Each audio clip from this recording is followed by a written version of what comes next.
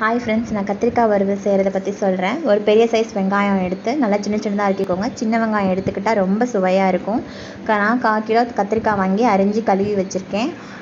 எண்ணெய் சட்டியில் எப்பயும் 2 ஸ்பூன் எண்ணெய் விடுறத விட 5 ஸ்பூன் எண்ணெய் விட்டுக்கோங்க. அப்போ தான் அது ரொம்ப டேஸ்ட்டாக இருக்கும். கடுகு உளுத்தம்பருப்பு போட்டு பொரிஞ்சதுக்கப்புறம் கருவேப்பிலை போட்டுக்கோங்க. அதுவும் பொரிஞ்சதுக்கப்புறம் வெங்காயத்தை எடுத்து போட்டு நல்லா பொன்னிறமாக ஆகணும். அது வரைக்கும் நல்லா வதக்கிக்கோங்க. அதுக்கு தேவையான அளவு உப்பு போட்டுக்கோங்க. அப்போ தான் வெங்காயம் நல்லா வதங்கும். உப்பு போட்டதுக்கப்புறம் ஒரு 2 சிட்டிகைக்கு ஜீனி போட்டுக்கோங்க. அப்போ தான் அது அந்த சுவையை எடுத்து கொடுக்கும். நல்லா பொன்னிறமாக வதங்கினதுக்கப்புறமா அரிஞ்சு வச்சுருக்கிற கத்திரிக்காயை எடுத்து அதில் போட்டுருங்க. நம்ம தண்ணியே ஊற்ற வேணாம். தண்ணி ஊற்றாமல் அந்த எண்ணெயிலேயே அது நல்லா வதங்கணும்.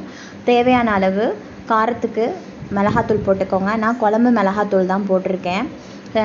அது நல்லா வதக்கி விட்டுக்கோங்க. தண்ணி ஊற்றக்கூடாது. அந்த எண்ணெயிலேயே அது நல்லா வதங்கணும். மூடி போட்டு வச்சுருங்க. பாருங்கள், ஒரு 5 நிமிஷம் கழித்து பார்த்தீங்கன்னா இப்படி இருக்கும். எண்ணெயிலேயே நல்லா பெரட்டி எடுத்துக்கோங்க. இதை நம்ம சாதத்தில் போட்டு சாப்பிடணுன்னா 2 தக்காளி, வெங்காயம் போட்டதுக்கப்புறம் 2 தக்காளி அரிஞ்சு போட்டுக்கோங்க. நான் ரசம் வச்சு இதை தொட்டுக்கிறதுக்கு செய்கிறதுனால நான் தக்காளி சேர்க்கலை. இப்படி செஞ்சாலும் டேஸ்ட்டாக இருக்கும். தக்காளி போட்டு செஞ்சாலும் டேஸ்ட்டாக இருக்கும். செஞ்சு பாருங்கள் ஃப்ரெண்ட்ஸ். தேங்க்யூ.